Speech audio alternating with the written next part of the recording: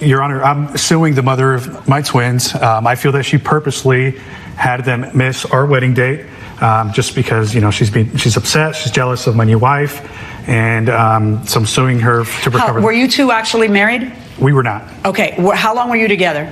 We were together for about 5 years. Okay. And did she want to get married, or nobody cared? Personally, I felt that she did. Her and her family gave me constant pressure when they were going to ask me to marry her. How long ago did you and the defendant break up? About 3 years ago. 3 years ago. And how much later did you start dating your co-plaintiff, your spouse? 2.5 years. All right. And how soon did you decide you were going to get married? How quickly was the decision? 3 years. I'm sorry, 3 months. Okay. And then you planned the wedding for how far down the road? About a month. Okay. 1 to 2 months. So 4 months after meeting her, you're marrying her, and you wouldn't marry her. Yes. So I'm just trying to get the vibe. Sure. Okay. All right. So now, the weekend of your wedding happened to be what, Ms. Ramirez? My birthday weekend when I had the kids. Okay. Has this been an acrimonious, a bitter divorce, a bitter breakup between you guys? I would say not until he brought this new woman in his life, because he introduced the kids after only knowing her for a month, and I didn't appreciate that. Okay. Had you two ever talked about that beforehand, or no? About bringing new kids around about bringing a new girlfriend around the kids. We did. And what was the discussion you'd had? I mean, had you two agreed that it would have to be a several-month relationship before doing it, or because I don't find people. I happen to agree with you, but I don't think people think things through. No, like I don't have faith in humanity thinking things through. Absolutely not. So I'm having a hard time thinking you two agreed to that beforehand. But how old are the twins? They're 6 years old. And a boy and girl? Boy and a girl. Very efficient. All right, so. He calls you and calls you or texts you? How did he communicate with you? He texted me. All right, and he tells you, I'm going to get married. I'm getting married on your birthday weekend. He probably doesn't say it that way. This is the weekend I'm getting married. I know the kids are, in your care. What does he say? Do you have the text between you two? Let me see that.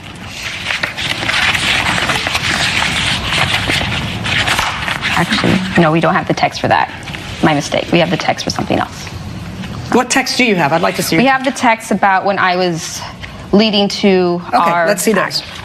Let's see those. Thank you. Thank you. There you are. Okay, let me ask you this. He texts you and says he wants the children that weekend for his wedding. The wedding was going to be on what? A Sunday? A Sunday, June 4th. Okay. Out of curiosity, how did it end up being the same day as her birthday weekend that was her weekend and not your weekend? Both our parents were here from out of the country, visiting, and we just thought that it'd be the right chance for both families to be together and have a good weekend. Okay. All right. So you reach out to her and you say what? I told her I was getting married and it was going to be her birthday weekend. I knew her and the girls. And you did this by text? I did it by text. I was busy at work. Oh, so busy. So busy that I have to let the woman I wouldn't marry, who's the mother of my twins, know through text that I'm getting married. Dude, seriously? I mean, have a little class, right? Oh, it's easy when you talk to Siri. Yeah, I know, it's super easy. You know what's also just because something is easy, it doesn't mean that it's right. Who broke up with who here of the two of you? I broke up with him. Right. So, but even in that situation, you may think nothing matters to her, but something might matter to her. Had she been good about switching weekends before this at any time, or you'd never asked her before? We've never asked before. Okay. No. Did you two get along after you split up? Yeah. For the most part, yes. All right, so you ask her and she says, no problem. She had to fly them in because you were where? You were you flew out for a vacation. Yes, we flew out for a vacation that I actually rearranged to accommodate him and his wedding trip. And I told him from the beginning that I was changing it as well. I said, okay, I will accommodate you. So what were you going to do? You were on a vacation. Yes. You had taken a trip with the kids, and you were Yes. going to come back Saturday night. Saturday night, yes. When was your birthday proper? Saturday? Saturday. And I Okay. told him So the plan is, yes, you can have the kids. I will come back Saturday night, and your wedding will be Sunday. Everything will be fine. That's the plan, Yes. right? Okay, what happened? we didn't make the flight. Why? We were late to the flight. There was things that were out of my control. I Like did what? everything I could to get to the Well, flight. like what? That's a conclusion on your part. I want to see if you did everything you could. I did. No, I don't want to hear you repeat yourself. I want to hear why you were late. What caused you to be late? There was a lot of traffic on the way to the airport. Was that a surprise? I don't live in Carlsbad, California, so yes, it was a surprise. I live in Huntsville, Alabama. Well, had you ever tried to figure out how much traffic there would be? Like, because nowadays you can just put it right into that appendage of that other arm, that other hand. You Where could just there go were- like this, and it'll tell you how much time it'll take in traffic. There were other things that In were out my of day, if we told somebody, I'll meet you under the tree at 3 o'clock, guess where you had to be at 3 o'clock? Under the tree, But now, there's no reason to be late because you know what traffic will be like. There is an actual app that tells you how long it's going to take you to get there. Well, we took an Uber to the airport, and there was things that were out of control. One of my kids was having a tantrum. I was dealing with that. We were stuck in traffic, and there was a terrible accident. I could have called him and said, we're not going to make it, but I still had every intention on making that flight. Okay, I so did my you missed the best. flight by how much? We missed the flight by about 10 minutes. Your Honor, if I may, she's Yeah. constantly late. That's always been a recurring thing from the beginning of our relationship. It's 5 minutes here, 15 minutes there. It's not a text till 30 to 45 minutes after she's late to say, hey, I'm running behind. So after she had missed that flight, it wasn't until 30 minutes that she called me and said, she texted me, excuse me. And We said, have to take the first flight out tomorrow morning. I'll give you details as soon as I get them. What happened? Call me. Answer my call. Give me a second. I'm trying to figure things out. So, did you take the first flight out in the morning? We tried to, but there were only 2 seats available, and I just did not feel comfortable letting my twins flying by themselves. Okay. That I don't blame you, but the next flight after that was at what time? It was at 9 a.m. Okay. Yeah. 9 a.m.? And then you got back then at what time? Too late for the wedding. Too late for the wedding. So your children missed your wedding Yes, Your Honor. because she didn't make it on time when she said she would. Yes. Let me ask you, Ms. Lopez, how is your relationship with her, or you don't have a relationship with her? I would like to have more of a relationship with her. I come from divorced parents, and so I understand how important it is for children to see a family as a unit, regardless of how we feel about each other. Even if I didn't like her, which isn't the case, I have nothing against her. She's a mother of children that I would love to be a wonderful stepmother to.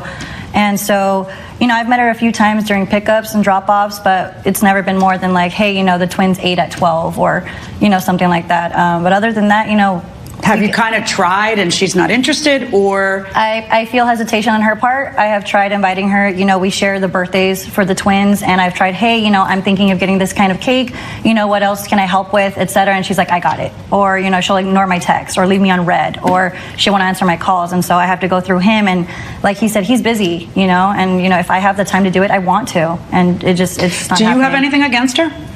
No, I have nothing against his Good. wife. Because let me tell you a couple things, okay?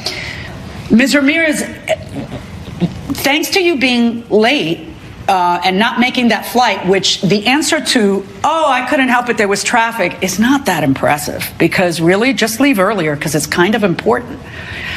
I get the impression that you felt that this wedding shouldn't be on your weekend, and this wedding shouldn't make you travel on your birthday.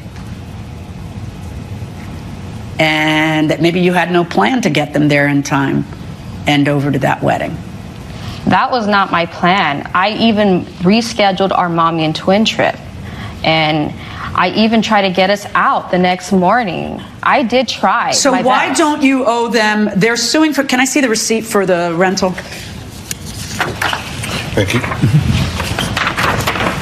They're suing for the cost of the little tuxedo and the little white dress and the dress shoes for the rental costs, which came out to $543.91. They're not suing for $10,000 in emotional pain and suffering. They're suing just for what they couldn't even use thanks to not making the flight. What's your response to that?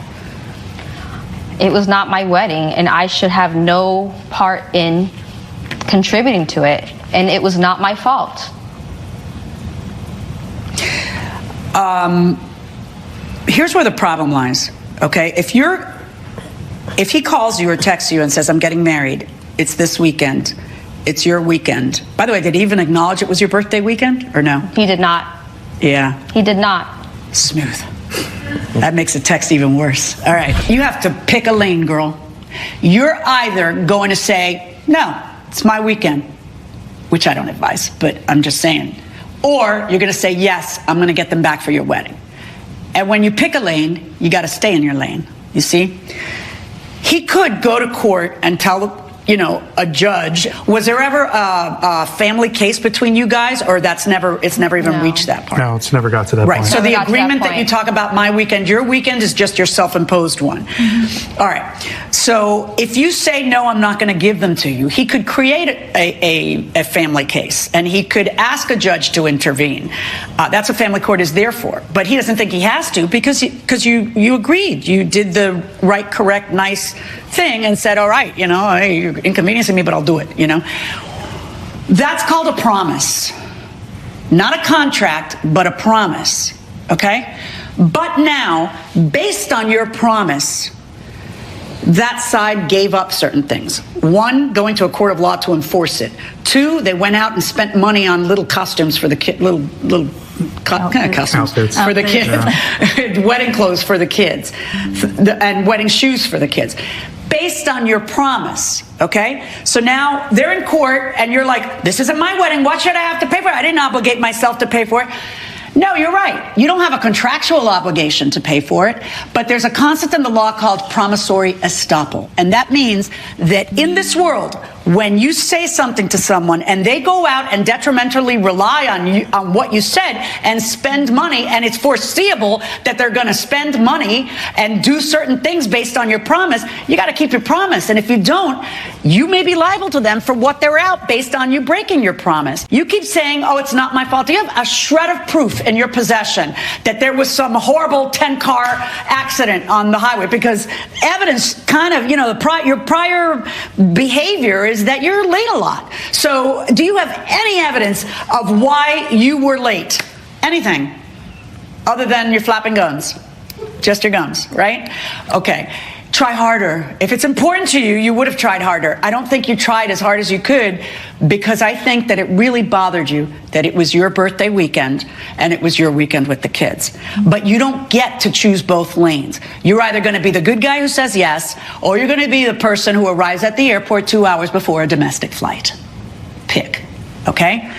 I am ruling in your favor in the amount of the $543.91 that the rental cost you. Your counterclaim for, I guess, wasting a day of work today to come to court, 0. That's my verdict. I don't know, guys. I am divided about this case.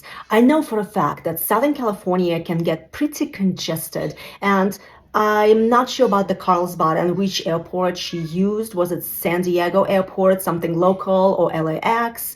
I'm not sure, but if LAX, I can attest that you can get stuck in traffic. If there is a car accident ahead of you, there is no escape. You can't get off the highway, and there are no other ways to get to LAX. So you're stuck in traffic. And it happened to me going from LA to LAX, actually, on, I believe, 405. We got stuck really bad.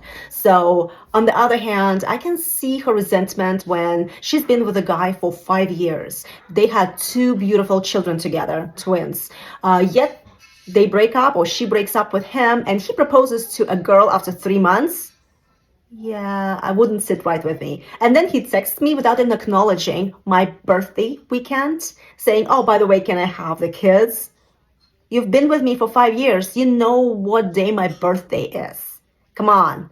So what did you guys think about this case? Do you think she did it intentionally, or do you think it was a mere accident? Please put it in the comments below, and thank you for watching.